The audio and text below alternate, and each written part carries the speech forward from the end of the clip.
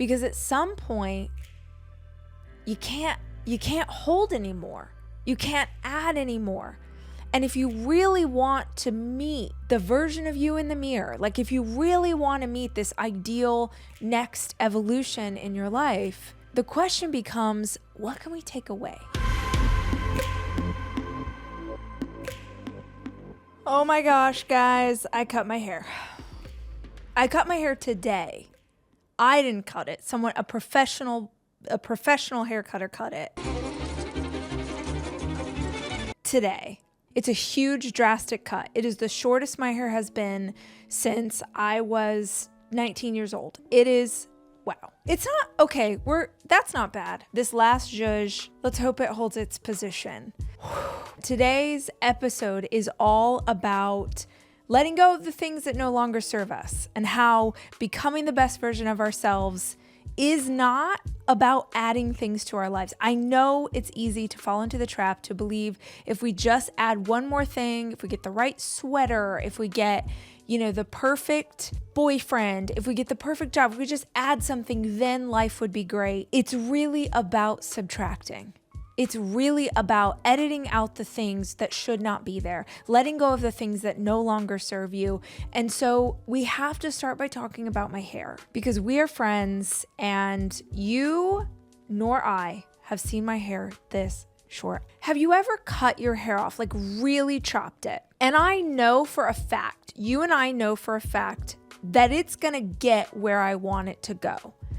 But I did not walk out of the salon feeling like a Pantene commercial. Because your hair has a dream. I was like, who are we now? Now let me take you back. If you know me, you know I have had extensions in my hair for the last decade, basically.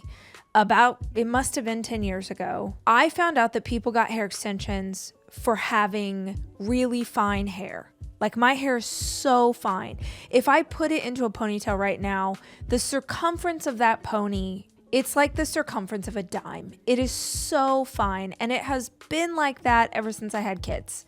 Wah wah. I found out that people got hair extensions to add fullness to their hair. I didn't know it was a thing. I live in LA. There's lots of people who can do fancy hair. I hear that there are extensions to be had. I go do my research, find the place. I ended up getting bonded hair extensions. It takes about 6 hours. It's such a long process. It costs the same as a used Miata. I don't know what I'm doing that very first time, but I'll tell you what, they finished my hair. I did not know. Have you ever heard that expression? And it's so rude, this expression, but there's an expression, if you look it up, Google the memes that say, you're not ugly, you're just broke. Just look at the Kardashians before they made money and what they look like now. And you realize, wow, when you have Kardashian money, you really can't improve your looks. There are beauty things to be had.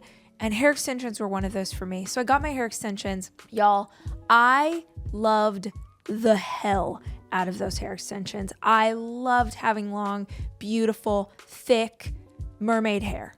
I rocked them very happily for a very long time. And about, I guess a year or two ago, it started to just feel like, man, I don't feel like this, I was going to say girl anymore. And that's kind of funny because I'm not a girl.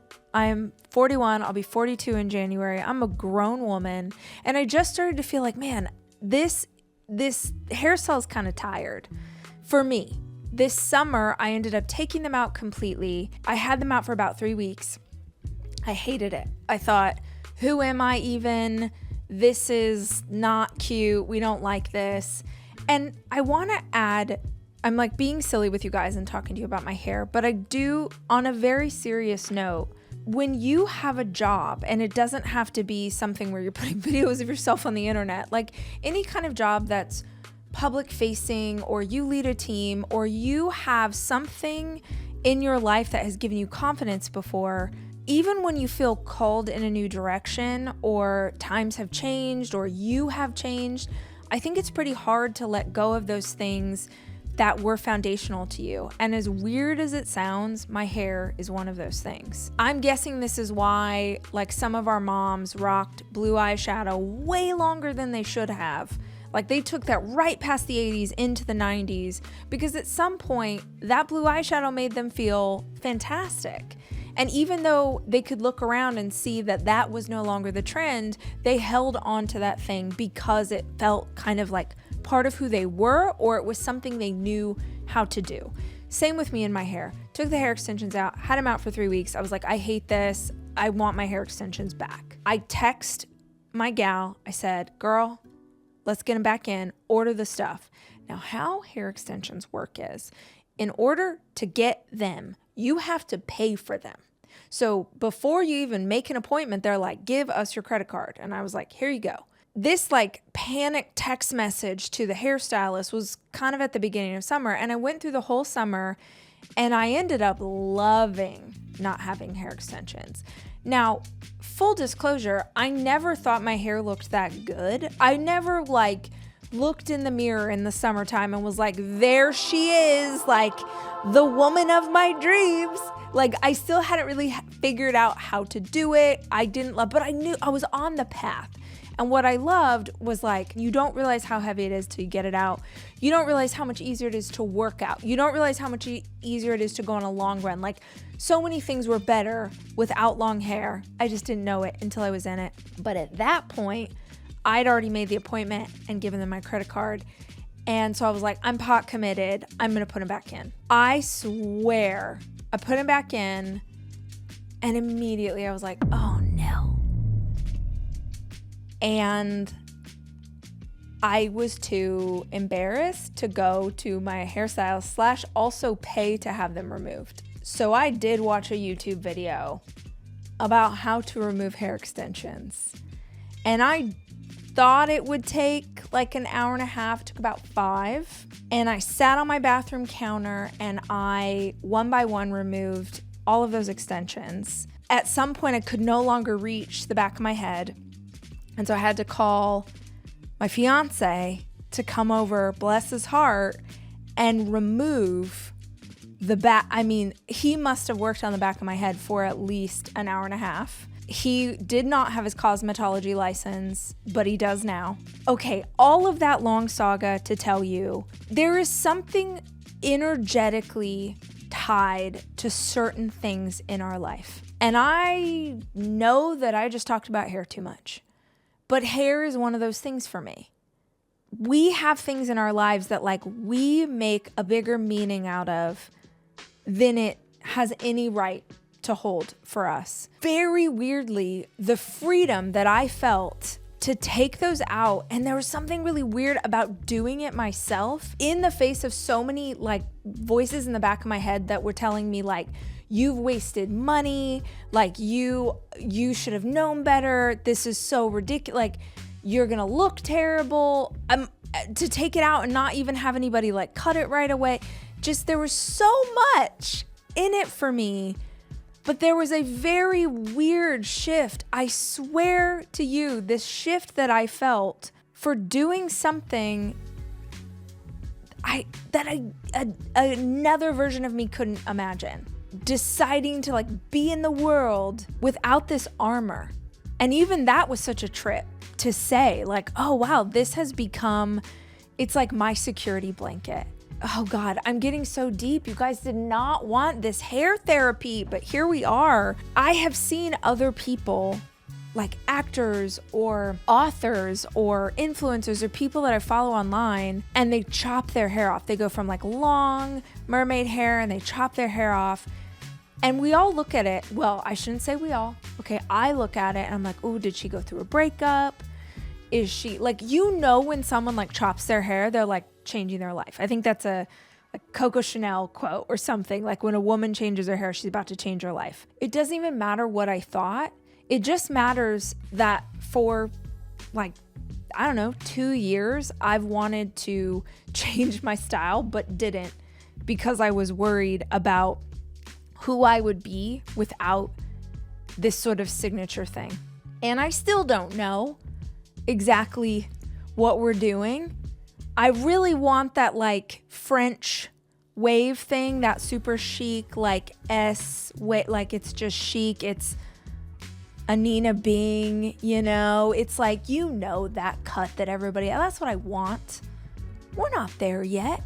She's not dirty enough yet. It's got to get dirty, I think. I don't know. My point, guys, stripping things away, even if it's something that might seem as frivolous as changing style, changing your hair, deciding to never wear makeup again, deciding to wear makeup for the first time. Those choices that we make, I think, even though I really was hoping that I would cut my hair and I would like look in the, like, they'd spin you around in the chair or something. I'd be like, OMG. I wanted to see, oh, there's Rachel in her 40s. There's like the chic, whatever is coming next. I wanted to see her. And I don't yet, but I'm closer than I've ever been because I let go of Rachel in her 30s. And I realize that I am talking in the third person, which is so douchey. But I hope that you guys are tracking. You know what? I take it back. I think when we are younger, it might be about adding things. If you're listening to this and you're still in high school or you're in your 20s, it really might be about, you don't have a routine for health yet, or maybe you don't have like simple things like skincare. You don't have a system in place to help you thrive in your job or practice self-care. When you're younger, maybe it really is about adding some of those things. But for those of us who have spent decades adding, and you add all this stuff and then you look around and you're like, why aren't things better? Because at some point you can't hold anymore. You can't add anymore. And if you really want to meet the version of you in the mirror, like if you really want to meet this ideal next evolution in your life, the question becomes, what can we take away? What can we strip away from it all to get closer to who we were? And I mean who we were before the world told us who we need to be. Who we were before we were his wife. Who we were before we were their mama. Who we were before we became her daddy. Like, who were we before we became all these other things? That baby that came into the world like laughing, that loved itself completely, that said what it needed, that found joy in all the things. Like, how do we get closer to that version? We got to remove some stuff. Every Monday on the podcast, I am dedicating the conversation to a different chapter in my new book. My new book is called What If You Are the Answer? And 26 other questions that just might change your life. And there is a chapter where it's essentially everything I'm saying. It's not about hair. I swear I don't write about my hair one time. This chapter is asking the question, what must you let go of? Not what should you let go of. What must you let go of to become the best version of yourself? If it's cool, I'd love to read you a little excerpt from that chapter to give you an idea of where this conversation started. At the beginning of each year, my friends and I used to host what we called a vision cast. We'd gather at some aesthetically pleasing local coffee house, commandeer a large table, then spend half a day planning for the year ahead. We called it Vision Cast because we were laying out the high-level vision for our lives, and also because it sounded cool. Sure, we could have planned the year by ourselves, but having other people involved in our New Year's resolutions elevated our individual visions. It's way harder to sell yourself short when your hype squad believes you're worth $1 million. But more than that, all those other people hearing about your goals generates collective accountability. After all, if Mary Sue told you on January 10th that she really dislikes her job and she's committing to finding a better place to work, It gives you full permission to challenge her on why she's still trapped there when she complains about it in June. Not everyone is a safe space for your life's vision. Hopes and dreams are delicate little robin's eggs and very easily shattered. But if you have people you can trust, I don't know any better way to kick off a new year, especially if you enjoy deep conversation and espresso-based beverages. So the chapter starts with me setting the stage for this vision cast that I used to do every year with my friends. And we had all of these questions. We had a framework that we would use every single year, that we would do some deep journaling work by ourselves and then share it as a group. And P.S., yes, this is part of the pre-order gift, which comes out in November. More on that soon. But if you have pre-ordered the book before the book comes out, you and I are going to do a vision cast for the new year. But anyway, let me get back to this. So I would meet with my friends. We would ask these questions. But the entire chapter is based on the question that we all found the most profound, the most kick you in the butt, the most, if you're being honest with yourself and you answer this question truthfully, you're going to do some things different. That question is, what must you let go of to be the person that you want to be? All of us can come up with things in our life that we know shouldn't be there. But the power of this badass question is that it doesn't ask what you need to let go of. It asks what you must let go of, and then it doubles down in order to be the best version of you. A couple of years ago, I got to interview Ben Hardy. He's an incredible author. I've read a couple of his books and I love his work. Got to interview him here on the podcast, and there's a part of that conversation that I love so much. I reference it in this chapter, and since it's a podcast episode, I'd love to share it with you guys. This is when Ben is talking about Michelangelo, the artist, not the Ninja Turtle, how Michelangelo created the statue of David. And this analogy is so freaking powerful to me because I just feel like it asks the question of all of us, what isn't us? What shouldn't be here? What should be stripped away? So I'm going to have Jack play that clip for you guys real quick. What Michelangelo said, was asked by the Pope, like, what's your genius? And he said, I was taking away everything that's not David, right? So he took the block of marble, which was like 20 feet tall, and he just kept stripping away everything that was not David. And I think every time you make a massive jump in your life, it comes by stripping more and more away. How Dan says it is, you simplify before you multiply. So you actually have to simplify down to that core 20%. You have to be honest. What is the 10x, or what is my future self? How you can call it whatever you want, but it is a leap, and you are different at that stage. And if you actually go for one of those leaps, not only will you be different, everything in your system will be different around you. Some of this people will probably be the same, but they'll be in your system. They'll be different too. Because you'll be different, they'll be different. But you have to clarify and be honest. One of my favorite quotes, which I actually share in, I think probably both books, but it's honestly my favorite quote, is we're kept from our goal, not by obstacles, but by a clear path to lesser goals. So we're kept from our goal, whatever it is, not by the obstacles that are kind of going to be tough to get through. It's by a clear path to lesser goals that we ultimately keep saying yes to. Those are those 80% things that we're still entertaining. Maybe it's we keep saying yes to certain friends or to certain gigs or to certain bad habits, whatever it is. Like, those are the things that we keep holding on to that are keeping us who we are, which is fine. And we love those things. Those are, but every time you go up, you actually are like stripping more away from the David. And so you're getting simpler and simpler and simpler every time you go up. But as you go simpler in who you are, actually, your influence multiplies externally. And so like every time you go up, you do less things. Maybe in the past you were running all aspects of the business, but to make a 10x jump, you have to really learn how to delegate, and like you just focus on like the 3 or 4 things that are important, and then you go up again, simpler.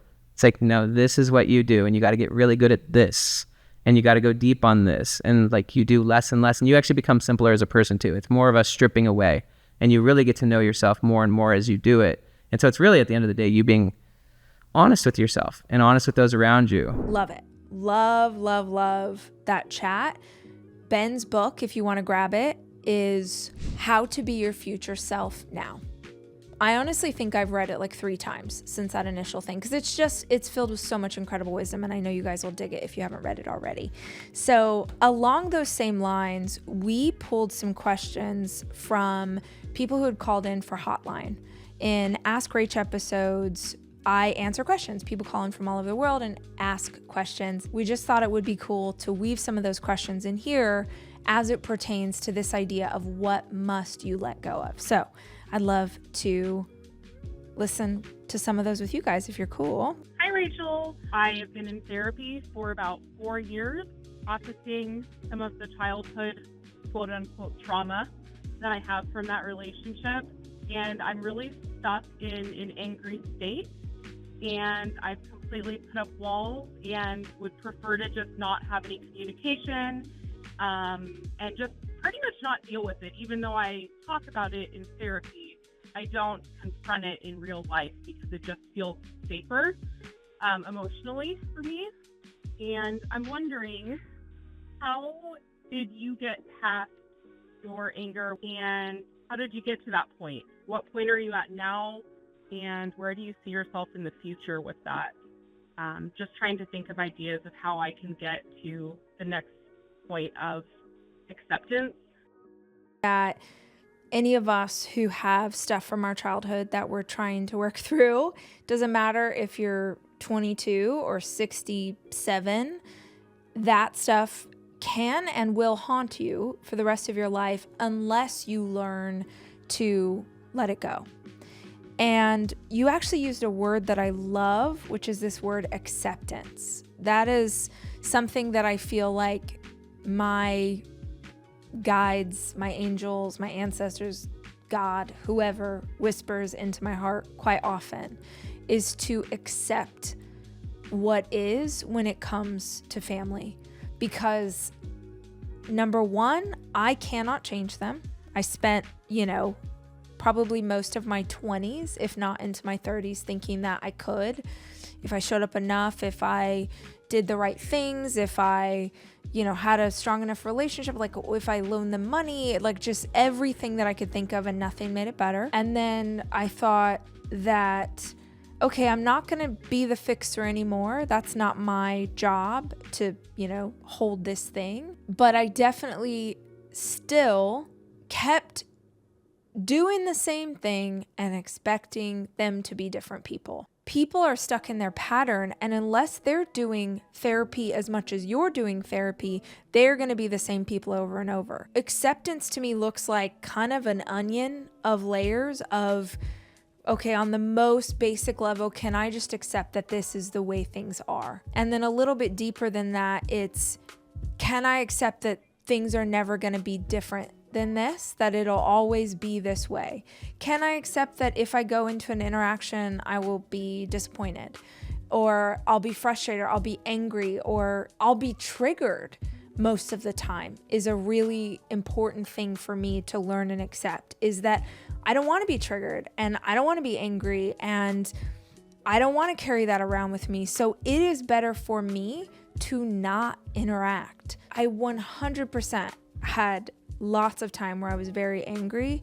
I don't really get angry anymore. It is really important to me to hold personal and emotional boundaries in place so that I can feel at peace. And the only time that I spiral or have issues or feel sad or feel angry or feel blah, blah, blah, whatever the case is when I am expecting something from a family member that they are incapable of giving and have never given, and I'm making up a story in my head about what it might be like if it was quote unquote normal, like whatever story I told myself about what this relationship should be. That's the only time that there's a problem. And I also understand that it's not even the adult version of me who is hurt by that. It is a younger version of me who wishes that this person would behave differently. But the acceptance comes from, I am so much more at peace when I am not trying to change anybody else. This conversation today is about what must you let go of in order to be the person that you want to be. Well, if you're willing to commit to therapy for 4 years, it says to me that you very much want to be at peace and you very much want to be whole and happy and in a better place. It is truly as simple as you starting with the intention that you want to let that go. For anyone who's listening to this, even if you're not trying to let go of a relationship or feelings you had about a relationship, there is something really powerful about just praying over that. It doesn't matter what you believe in. Prayer is incredibly powerful. And in this instance, I think that prayer out loud, actually hearing yourself say to whatever you believe in, I want to let go of this anger. I want this out of my life. It doesn't mean that you say it and then automatically it's done, but there is just something really, I don't know, some really powerful like stuff comes into play when you start to speak that desire into the world. It never happens as fast as I wish it would. It's not like getting a haircut. It's not that. It's stating it over and over and over and over again and doing your practice over and over and over again. You know, hold on, I'm going to just close this. I know I just made it so dark for Jack and he is going to be so bummed. Now I just made my hair look like a mom. I like this side of my hair better than this side of my hair. If you want to be the next best version of you, what do you need to let go of?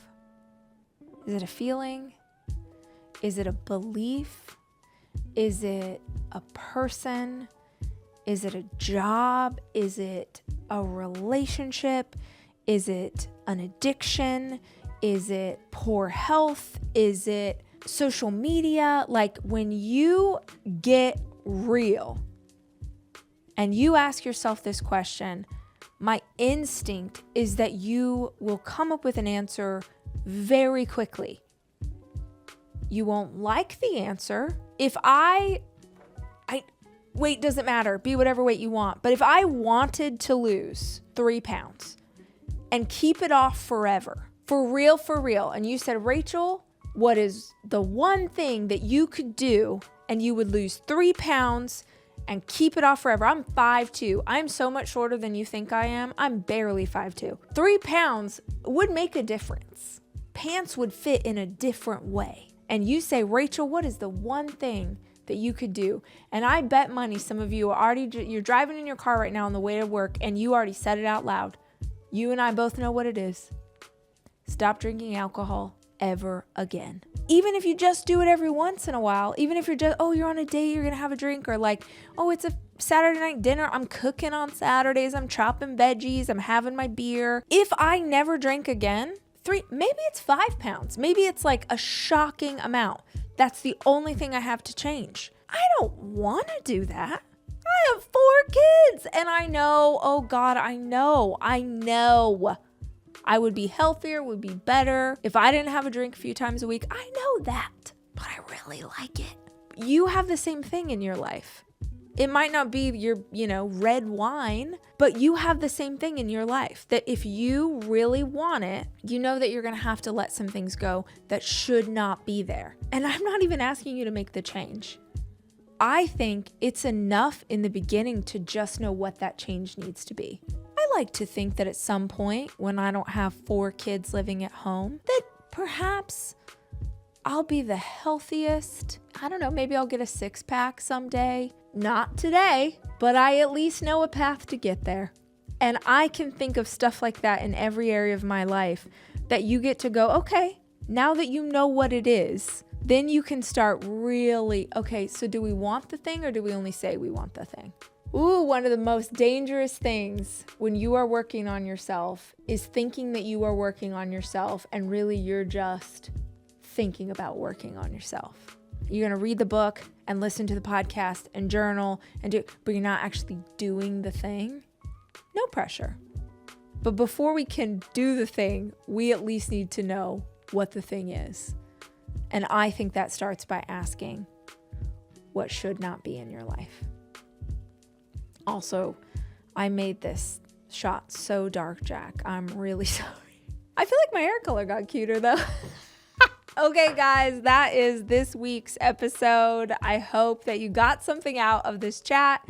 If you are digging the podcast, we would so appreciate it if you would share the YouTube page or share the podcast with someone that you think would dig it too. We will be back soon with more conversation. Until then, as always, I love you and I'm rooting for you.